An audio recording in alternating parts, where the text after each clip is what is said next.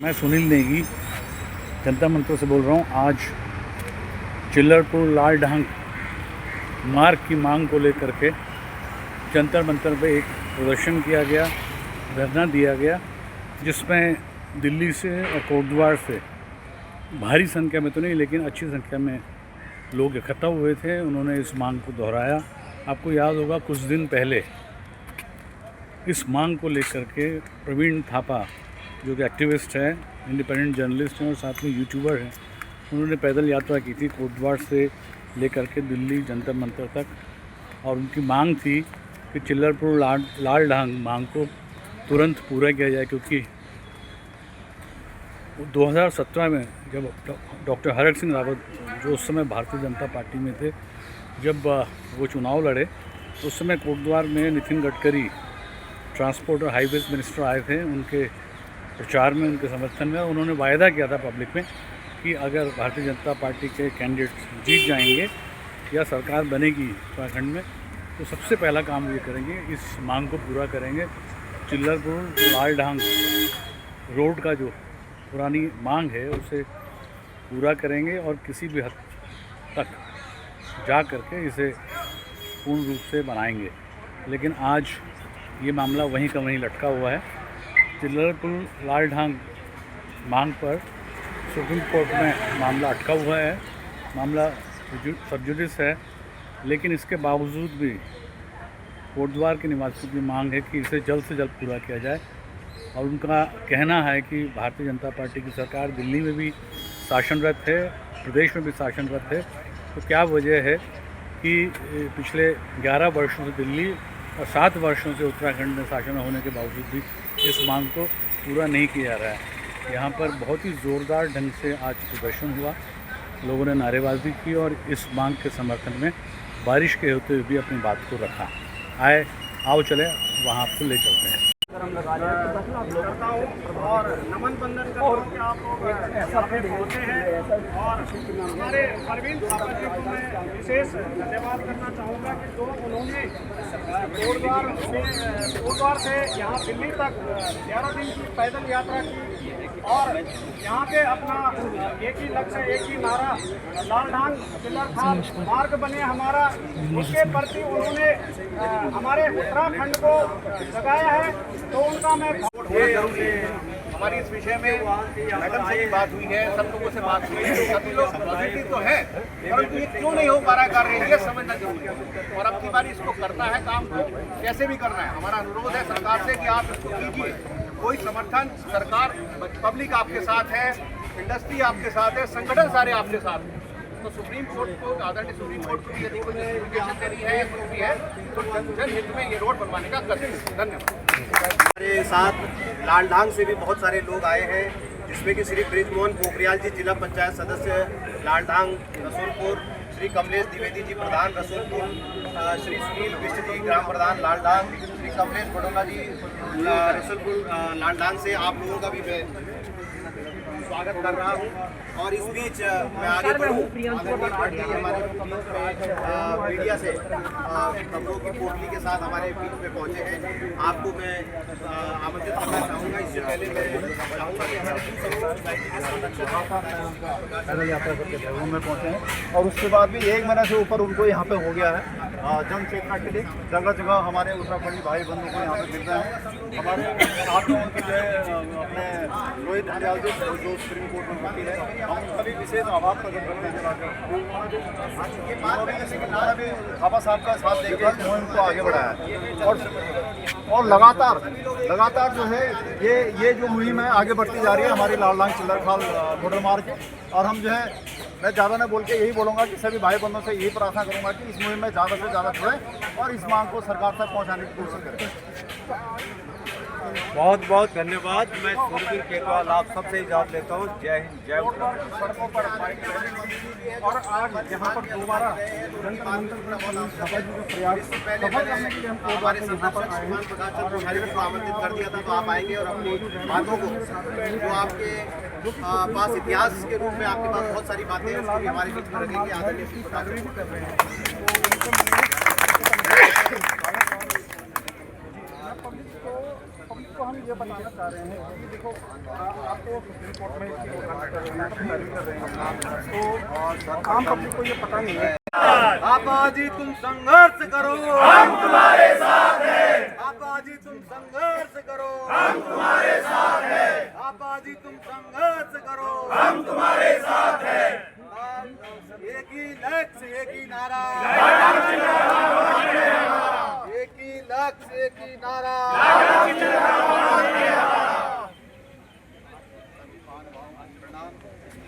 और जैसा कि आप सब लोग में मैं समझता हूँ, मैं सबसे वयोवृद्ध यहाँ पर गुरुद्वार पे चलकर आया हूँ, तो कहीं न कहीं एक पीड़ा थी।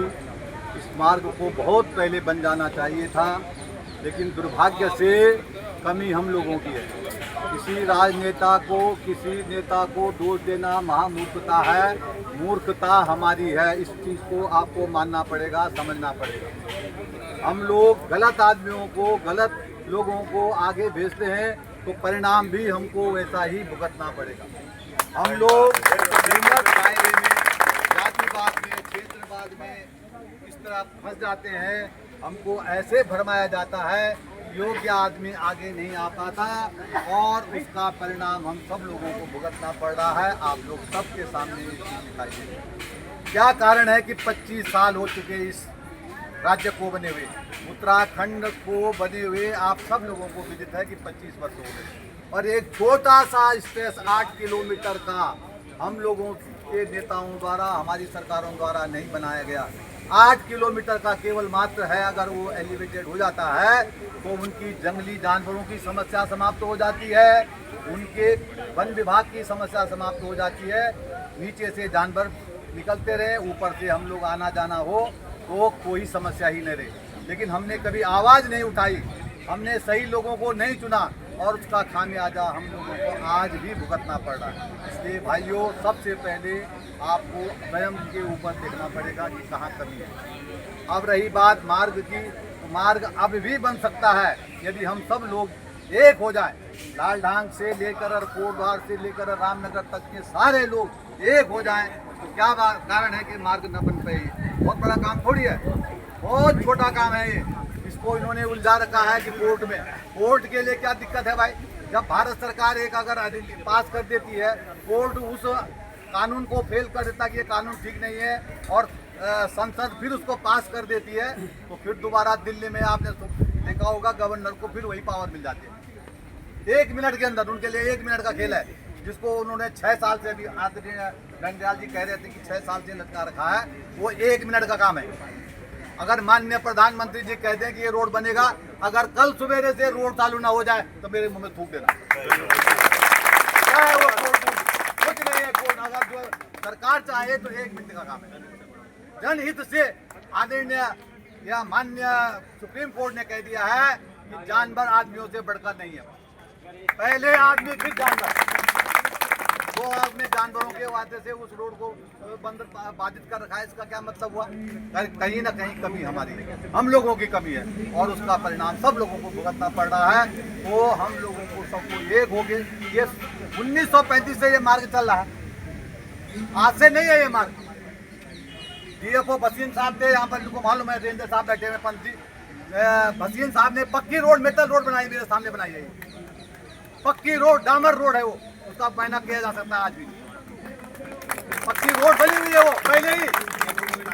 डीएफओ भसीन का, लैंडस्टोन प्रभाग का डीएफओ भसीन साहब ने बनवाई है। मुझे आज भी याद है, भसीन साहब, मैंने कहा ये क्या कर रहे हो जंगल के बीच में? बोला क्या है, जंगल आदमी नहीं चलना क्या इस रोड पर? पक्की रोड है, मेटल रोड, आज भी देख सकते हैं आप लोग। उसके परिमाण आज भी है, आप देखिए जाके। क्या कारण है कि नहीं बन रहा है? इसका मतलब कहीं ना कहीं हम लोगों की कमी है, और यदि हम लोग जाग गए तो निश्चित रूप से इस मार्ग को बनने में कोई समय नहीं लगेगा। बस आपका एक होना जरूरी है, और इस चिंगारी को, इस लॉ को जो थापा जी ने इसको चिंगारी को जलाया है, उसको जलाए रखना है और इसको ठंडी नहीं होने देना है। तो निश्चित रूप से आपको सफलता मिलेगी। इन्हीं शब्दों के साथ आप सब लोगों का अपना बहुत बहुत धन्यवाद, और आप सबको तो समस्या है। देखी, डर भी लग रहा था पर डरा नहीं, कहा इसी मार्ग से जाऊंगा।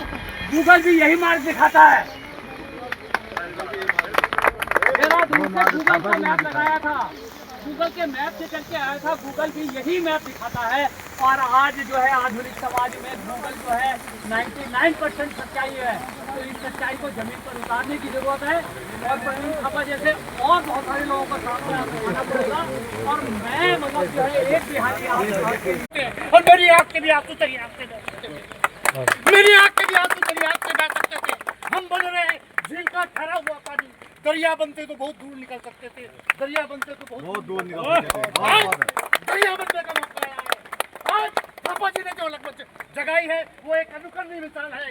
देश की जंग आजादी में भगत सिंह पैदा हुए, अशफाकुल्लाह खान पैदा हुए, सरदार भगत सिंह जी हुए, अशफाकुल्लाह खान पैदा हुए, अन्य बहुत से क्रांतिकारी पैदा हुए। आज भी लोग चाहते हैं कि क्रांतिकारी पैदा हो, मगर मेरे घर में नहीं, बगल में मेरे पड़ोस में पैदा हो। मगर हमारे बीच में एक आंदोलनकारी के रूप में एक जज्बा और जुनून लेकर थापा जी जो मूल रूप से कहीं के भी रहने वाले हो, ये बस विषय नहीं है।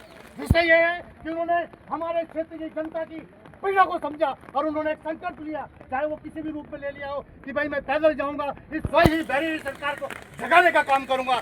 आज उन्हीं की वजह से हमारे नौजवान साथियों में एक आग निकली, एक जुनून निकला और फेसबुक और ट्विटर के माध्यम से कि वे कहाँ, जैसे कि अभी हमारे पत्रकार बंधुओं ने यूकेडी के कार्यकर्ताओं को और बहुत से जो मंच में उनको ललकारा, इस मंच से देखते रहिए, धीरे धीरे सभी पार्टियों के लोग यहाँ पर आएंगे। क्यों कि सबकी मजबूरी है। ये रोड किसी एक पार्टी का नहीं है, ये किसी एक व्यक्ति का नहीं है, ये लालढांग वालों का, ये कोटद्वार वालों का भी नहीं है, ये उत्तराखंड की लाइफ लाइन है। यदि ये रामनगर तक बनेगा तो कुमाऊं और पुटौली को जोड़ने वाला काम करेगा। 8 किलोमीटर बने, मगर ये लड़ाई हमारी समुचित दूसरे मतलब पूरे प्रदेश की लड़ाई है। बहुत अधिक न कहते हैं, मैं तो यही कहूँगा कि खुद ही को कर बुलंद इतना कि हर तदबीर से पहले खुदा बंदे से ये पूछे, बता तेरी मिटाने अपनी हस्ती को अगर कुछ मर्तबा चाहे कि दाना खाक में मिलकर गुले गुलजार होता है। भारतीय जनता पार्टी से हूँ, उससे पहले मैंने कई राजनीतिक दल, निर्दलीय से मैंने बिना पार्टी के मैंने राजनीति शुरुआत की है। 2 विधानसभा 5 जिला पंचायत जीतने के बाद आज उस क्षेत्र का प्रतिनिधित्व कर रहा हूँ। मैं जानता हूँ कि जनता की आवाज छोटे छोटे मसले और मसाइलों में अगर हम बिजली, पानी, सड़क, शिक्षा, स्वास्थ्य के लिए धरने अनशन करें तो इससे बड़ी शर्म की बात इस लोकतंत्र के अंदर है नहीं। आज माताओं बहनों के सामने बलात्कारियों के लिए अगर धरने पे बैठना पड़ रहा है तो ये भी हमारे स्वतंत्र देश के अंदर इससे शर्म की बात नहीं है। एक शेर और कहूँगा भाइयों, हमें नफरत तो थी अंग्रेजों की कौम और सूरत से, हमें नफरत तो थी अंग्रेजों की कौम और सूरत से, नफरत थी तो थी अंदाजे हुकूमत से, नफरत थी तो थी अंदाजे हुकूमत से। अपनों की हुकूमत आज हम पर रहमत हो नहीं सकती तो अपनों की भी सूरत आज अच्छी हो नहीं सकती। बहुत बढ़िया।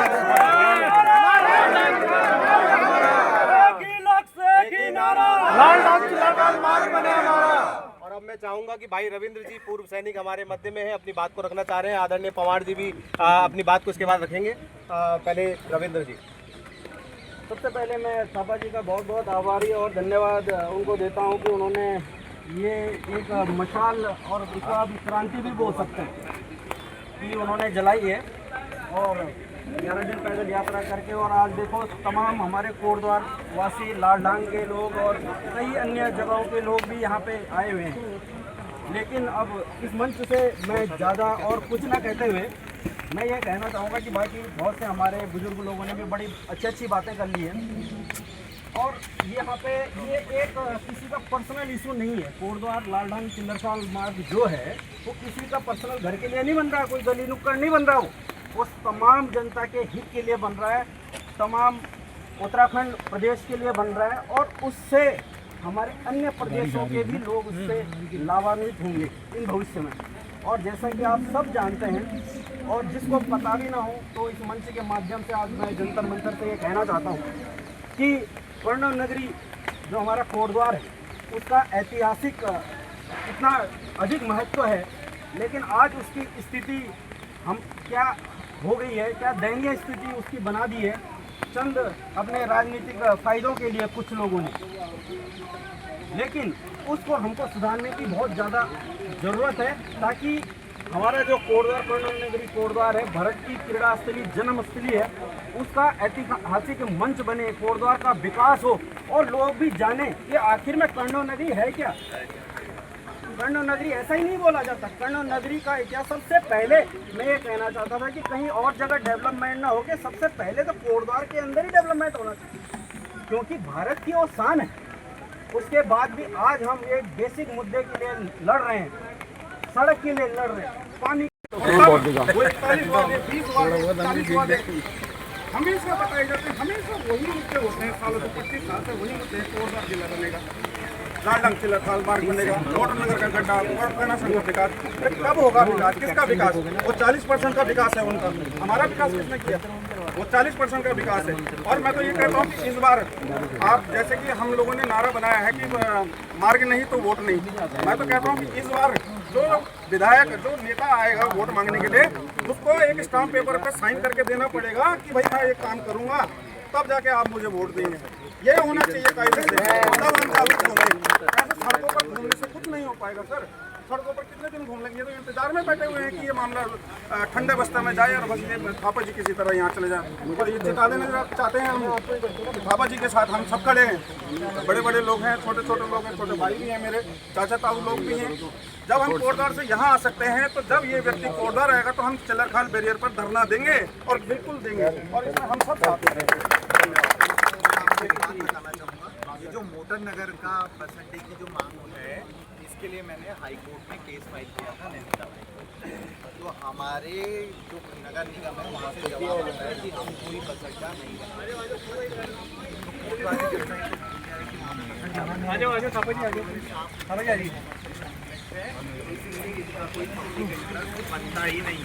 साथियों नमस्कार। इस समय मैं जंतर मंतर में हूँ और मेरे साथ हैं प्रवीण थापा। ये प्रवीण थापा एक स्वतंत्र पत्रकार हैं और साथ साथ यूट्यूबर भी हैं और कोटद्वार के रहने वाले हैं। इन्होंने निरंतर कई दिनों की पैदल यात्रा करके कोटद्वार से जंतर मंतर तक अपनी मांग को उठाया है। चिल्लर खाल, लालडांग, रामनगर, देहरादून वाली जो नई सड़क बननी है उसकी मांग को लेकर के ये संघर्ष कर रहे हैं। आपको मैं बता दूं कि जिस समय 2017 में हड़क सिंह रावत वहाँ से चुनाव लड़ रहे थे, उस समय वो भारतीय जनता पार्टी में थे। केंद्रीय मंत्री जो नेशनल हाईवेज के हैं, गडकरी साहब, वो आए थे कोटद्वार और उन्होंने भारी जनसभा में, जिसमें हज़ारों लोग थे, वहाँ इनको आश्वासन दिया था कि अगर वो यहाँ से जीत गए और उत्तराखंड में भारतीय जनता पार्टी की सरकार बन गई तो निश्चित तौर पर वो इस मांग को पूरा करेंगे। लेकिन दुख की बात है कि तब से लेके अब तक लगभग 7 वर्ष हो गए हैं भारतीय जनता पार्टी को। उनका सेकंड टर्म है उत्तराखंड में, ये मांग आज भी लटकी हुई है। प्रवीण थापा ने इस मांग को, इस चिंगारी को दोबारा उठाया है, आग लगाई है और इसके बाद जो है कोटद्वार के जो सिटीजन्स हैं वो भी जागे हैं। दिल्ली में जंतर मंतर में आज प्रदर्शन हो रहा है और साथ साथ भविष्य में भी इस मांग को मजबूत से उठाने की लोग बात कर रहे हैं। तो मैं थापा साहब से पूछना चाहता हूँ, थापा साहब आपका कितना दिन का सफ़र रहा है ये? सर नमस्कार। और जिस प्रकार से आपने इस बात को रखा उसके लिए धन्यवाद। और ये जो लालढांग चिल्लर खाल मार्ग है सर, ये बहुत पुराना मार्ग है, कोई नया मार्ग नहीं है, कोई हम नए मार्ग की मांग नहीं कर रहे हैं।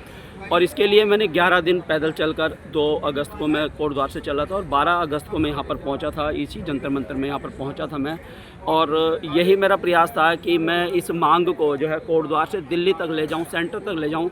और क्योंकि हमारे जनप्रतिनिधियों से तो हमारा जो है मन भर गया है, उन्होंने उस प्रकार से काम नहीं किया जिस प्रकार से उन्हें करना चाहिए था। अब मैं यहाँ पर आया था, नितिन गडकरी जी से मिलने का मेरा प्रयास था और उनको भी मैं एक बात याद दिला देना चाहता हूँ कि नितिन गडकरी जी जो जिनके बारे में कहा जाता है कि उन्होंने पूरे भारतवर्ष में सड़कों का एक जाल बिछा दिया है, लेकिन उन्होंने भी एक वादा किया था 2017 में एक चुनावी सभा में, कहा था कि आप ये हरक सिंह रावत जी को जिताइए और ये मार्ग मैं बनाकर आपको दूंगा। 2017 से आज 2025 हो गई। गडकरी सर, आपने इतने बड़े बड़े काम कर दिए और 8 किलोमीटर की सड़क आप हमारे लिए नहीं बना पाए, जिससे कि 7 लाख से 10 लाख की जो आबादी है वो प्रभावित हो रही है। हम लोग आज भी विडंबना है, देखिए आज़ादी के इतने साल बाद भी ऐसा कोई प्रदेश है जिसके पास अपनी राजधानी जाने के लिए कोई सड़क नहीं है। इससे बड़ी क्या विडंबना होगी। और हमारे नेता वहाँ पर जो लोकल लोकल नेता है वो किस प्रकार का काम कर रहे होंगे देख ही सकते हैं आप। और साथ ही साथ नितिन गडकरी जी से भी उनके पास केंद्र के पास बहुत सारी पावर्स भी होती हैं कि वो उस मार्ग को बना सकते हैं। मार्ग जो है अभी एनजीटी जो कोर्ट का उसमें स्टे है, लेकिन मेरा जनप्रतिनिधि से कहना यह है कि 3.25 साल जो नई हमारी जो मैडम है विधायक बनी है, उन्होंने भी अगर इन 4.25 साल में कोर्ट में भी अगर इसको लड़ा होता तो क्या इन 4.25 साल में कोई फैसला नहीं आता? कोर्ट क्या उस मांग को नहीं मानती जहां पर जानवरों के लिए सभी चीज़ें, क्या इंसान जो है 10 लाख की आबादी उसको एक सड़क नहीं चाहिए? उसको भी सड़क चाहिए, उसको भी अपना अधिकार चाहिए, उसको राजधानी जाना है। उनके लिए क्या है, वो 10 लाख लोग आज भी नजीबाबाद यूपी होकर जा रहे हैं। इससे बड़ी विडंबना क्या होगी सर? तो ये बताइए इसके बाद आपका अगला कदम क्या होगा, क्योंकि आज का जो संघर्ष है जंतर मंतर में, इसमें जनता काफ़ी साथ दे रही है आपका, लेकिन ये लड़ाई लंबी है, तो अगला कदम आपका क्या होगा? देखिए, कदम तो हमारे इसी प्रकार से चलेंगे। हम ये कहना चाहते हैं कोटद्वार के और गढ़वाल के लोगों को कि बिल्कुल पार्टी आप किसी को भी वोट कीजिए, मुझे इससे कोई मतलब नहीं है, लेकिन कोटद्वार के हित के लिए, गढ़वाल के हित के लिए आप सभी लोग एक हो जाइए और सभी लोग इस लाल ढांग चिल्लर खाल मार्ग की मांग के लिए आगे आइए, घर से निकलिए। जब किसी के पास समय हो तो ये जरूर कीजिए। और मैं आपको बता दूं कि अभी कोटद्वार में कुछ दिनों पहले एक रैली हुई थी, और वो जो रैली थी वो बहुत बड़ी रैली थी, और उसने बता दिया था, क्योंकि वो राजनीतिक रैली नहीं थी, वो लोग घर से निकल के आए थे, उस रैली ने बता दिया था कि कोटद्वार दुख में है, कोटद्वार को वो सड़क हर हाल में चाहिए। उसके बाद कल जो है कैंडल मार्च लाल ढांग में निकाला गया, उसमें भी बड़ी संख्या में लोग थे, और उन्होंने भी यही बताया था कि लाल ढांग चिल्लर खाल मार्ग से कम कुछ भी नहीं है। अभी हम जंतर मंतर में भी एक यहाँ पर धरना कर रहे हैं, उसका भी उद्देश्य यही है, और इस अलग को हम जगा के रखेंगे। और बहुत जैसा कि लोगों का अभी कहना है कि रोड नहीं तो वोट नहीं, और अभी नहीं तो कभी नहीं। आपका क्या इरादा है, मुख्यमंत्री को मिलेंगे या नितिन गडकरी साहब को मिलेंगे, या आपके जो स्पीकर हैं, जो कोटद्वार के विधायिका हैं रितु खंडूरी जी, क्या उनसे आप मिलेंगे, उन्हें ज्ञापन देंगे, क्या उनको चेताएंगे कि वो इस तरफ ध्यान क्यों नहीं दे रहे? सर, रितु खंडूरी जी के तो घोषणा पत्र में वो चीज़ है कि लाल ढांग चिल्लर खाल 4.25 साल हो गए। बताइए आप कैसे मिल सकते हैं? 20 बार मैं ग्राउंड जीरो से इस लाल ढांग चिल्लर खाल मार्ग की रिपोर्ट में ग्राउंड रिपोर्टिंग कर चुका हूँ, उनके कानों में जूं नहीं रेंग रही है। अभी कल उनका एक बयान आता है कि लाल ढांग चिल्लर खाल मार्ग के लिए जब उनसे प्रश्न पूछा गया तो वो कहती है कि अभी मेरे पास बताने के लिए कुछ नहीं है, जब मेरे पास बताने के लिए कुछ होगा तो मैं जरूर बताऊंगी। तो आप मैडम 4.25 साल से आपके पास बताने के लिए कुछ नहीं कर रही हैं। अगर शुरू दिन से आप लाल ढांग चिल्लर खाल मार्ग की पैरवी कोर्ट में भी करती तो आज 3 साल बाद ये मार्ग बन चुका होता। कोर्ट भी ऐसा है कि आपको देखती कि भाई कोर्ट जो है, कोर्ट ये कहती कि जहाँ पर जानवरों के लिए अधिकार है, वहाँ मानव जो है 10 लाख की आबादी, आज उसके पास सड़क नहीं है, तो इस पर क्या कोर्ट हमारी तरफ संज्ञान नहीं लेती? लेकिन उस मामले को अच्छे से पैरवी आपने करना था, वकीलों की फौज आप तैयार करती, ये सब चीज़ें, क्योंकि जनता ने आपको चुना है, जनप्रतिनिधि बनाया है, जनता ने इसलिए बनाया है कि हमारी जो समस्या को लेके आप जाएंगे, जहाँ जिस जगह आपको जाना पड़े वहाँ जाना पड़ेगा। लेकिन आप ऐसा बयान देती हैं कि जब मेरे पास कहने के लिए कुछ होगा मैं तब कहूँगी, तो ये किस प्रकार का बयान है? हमारी शुभकामनाएं। धन्यवाद सर। साथियों नमस्कार, मैं Sunil Negi, UK nation news और टॉक फ्री तफरी के लिए मैं जंतर मंतर में इस समय रोहित डंडराल एडवोकेट हमारे साथ इस समय जुड़े हुए हैं। कोटद्वार में जो वहाँ सड़क की लड़ाई है, जो चिल्लरपुर कोटद्वार मार्ग देहरादून जाता है, उसकी लड़ाई जो प्रवीण थापा ने शुरू की पैदल यात्रा करके कोटद्वार से दिल्ली तक कई दिनों की, और उसके बाद आज जंतर मंतर में गंडियाल जी के सहयोग से, सभी लोगों के सहयोग से एक धरना प्रदर्शन यहाँ रखा गया ताकि सरकार पे दबाव बनाया जाए। जो ये पुरानी मांग है इसको पूरा किया जाए। ये मांग बहुत पुरानी है। एक ज़माना था जब 2017 में हड़क सिंह रावत वहाँ से चुनाव लड़े थे कोटद्वार से विधायक का, उस समय नितिन गडकरी जो हाईवेज मिनिस्टर हैं केंद्र के, वो आए थे, उन्होंने आश्वासन दिया था कि मैं अगर हड़क सिंह रावत जीत गए तो मैं इस मार्ग को चिल्लरपुर कोटद्वार जो मार्ग है हरिद्वार से देहरादून जाता है उसे बनाकर अपनी मतलब प्रतिज्ञा पूरी करूँगा। लेकिन दुर्भाग्य से वो जीत भी गए। उसके बाद नए एमएलए आ गए रितु खंडूरी, लेकिन इस पर कोई बात नहीं हुई। ये मामला बिल्कुल ठप पड़ गया और फिलहाल कोर्ट में प्रेजुडिस भी है, ऐसा सुना जाता है। गंडियाल जी, आप का क्या कहना है इस बारे में? देखिए सर, मैं आपका धन्यवाद करना चाहूँगा कि आपने मुझे मौका दिया मैं अपनी बात रख सकूँ। देखिए, हम सब लोगों को ये बात जाननी होगी कि सरकार को जब हम चुनते हैं तो हम इसलिए चुनते हैं कि ताकि सरकार हमारे लिए काम करे। आज करीबन 2019 से ये मैटर कोर्ट में पेंडिंग है, सुप्रीम कोर्ट में पेंडिंग है, और आज तक सरकार के द्वारा एक सशक्त पैरवी कोर्ट में नहीं करी गई है, वरना ये मार्ग आज तक खुल जाता। ये मार्ग क्यों बंद है? क्योंकि सरकार पैरवी नहीं कर रही है। जब हमसे वोट लेने के लिए सरकार आती है तो कहती है हम आपको ये वादे करती हैं, हम आपको ये मार्ग देंगे, पर जब बात आती है काम करने की तो ये सो जाते हैं।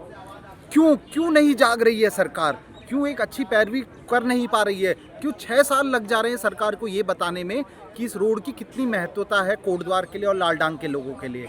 तो इसका मतलब है कि सरकार विफल है या सरकार सो रही है, सरकार को अपना काम करना नहीं आ रहा है। तो इस जन आंदोलन से हम एक चेतना जगाना चाहते हैं लोगों के बीच में कि आप सरकार को बोलें, आप बाहर निकले अपने घरों से और ये बात अपनी नोट करवाएं कि जो सरकार है ये सरकार सो चुकी है। इन्हें जगाएं, इन्हें शेक करें और इन्हें बताएं कि अगर ये रोड नहीं तो वोट नहीं। हमें ये मतलब नहीं है कि कोर्ट में क्या चल रहा है। इवन मैं भी कोर्ट से ही, मैं प्रैक्टिस सुप्रीम कोर्ट में ही करता हूँ, मुझे मालूम है कि इसमें पेश सरकार की तरफ से ही फंसा हुआ है। बट आप बताएं ना, जब दोनों तरफ सरकार एक ही सरकार की है, दोनों जगह केंद्र से चलने वाले दल हैं, तो क्यों हमें हमारे अधिकारों से वंचित रखा जा रहा है? आपको क्या लगता है कि ऐसे क्या कारण हो सकते हैं? ये सरकार जो उत्तराखंड की है, भारतीय जनता पार्टी की सरकार, इसका ये दूसरा टर्म है, लोगों ने उन पर विश्वास जताया, लेकिन पिछले 5 साल और उसके बाद 2 साल और बीत गए, 7 साल की सरकार हो गई और आगे भी 3 वर्ष इसके बचे हुए हैं। तो क्या कारण आपको लगता है कि सरकार अपनी मांगों को, आपकी मांग को पूरा नहीं कर रही है और आश्वासन से डिग रही है? सर, इसका जो मेन रीज़न है, जो मुझे लगता है सर, ये कहीं ना कहीं क्रेडिट की लड़ाई है। कोई चाहता नहीं है कि इस क्रेडिट को कोई दूसरा ले जाए, वरना ऐसा हो ही नहीं सकता है कि जो केंद्र से चलने वाले दल हैं उनके लिए कोई काम करना मुश्किल हो, क्योंकि कोई नहीं चाहता है, क्योंकि किसी के कार्यकाल में ये सबसे बड़ा कार्य हो गया तो मुख्यमंत्री की रेस में आ जाएगा। कोई नहीं चाहता है कि दूसरा इंसान मुख्यमंत्री बने, जो है वही बने रहना चाहते हैं, या दूसरे जो लाइन में चल रहे हैं वो किसी तीसरे को नहीं आना देना चाहते, वरना ऐसा हो ही नहीं सकता है कि केंद्र में भी वही दल हो और स्टेट में भी वही दल हो और अप्रूवल्स ना मिल पा रही हों। ये बहुत ही स्ट्रेंज बात है, ऐसा कैसे हो सकता है? ये तो वो वाले स्टेट लेते थे डिफेंस जहाँ अलग अलग सरकारें होती थी, जब केंद्र और स्टेट में एक ही सरकार है तो ये दिक्कतें तो सामने आनी ही नहीं चाहिए। कहीं ना कहीं वर्चस्व की लड़ाई है, इसी कारण से जिसका जो दंश है, जो कोटद्वार झेल रहा है। नंडाल जी, आपका जो है अगला कदम क्या रहेगा? क्योंकि अभी तो संघर्ष की शुरुआत आप लोगों ने की है और संघर्ष के दौर कई होंगे, तो अगला कदम क्या रहेगा आपका? सर, इस पे हमारा अगला कदम अगर ज़रूरी हुआ तो हम लोग भी कोर्ट में जाएंगे, बट हम इतना कुछ ज़्यादा इसमें कुछ बोल नहीं पाएंगे। बस हम इतना बता पाएंगे कि इस रोड की इंपॉर्टेंस क्या है। बट अगर सांकेतिक तौर पे कोर्ट में जाने की भी ज़रूरत पड़ी तो मैंने ये पहले ही बताया कि फ्री ऑफ कॉस्ट में इस केस को लड़ने को तैयार हूँ। कोई दिक्कत वाली हमें इसमें बात नहीं है, क्योंकि मैं यहीं प्रैक्टिस करता हूँ तो मैं कोटद्वार से, बट मैं प्रैक्टिस यहीं करता हूँ, तो हम इसको फ्री ऑफ कॉस्ट यहाँ पर लड़ेंगे और सब लोगों की बात कोर्ट में रखेंगे। Thank you. धन्यवाद।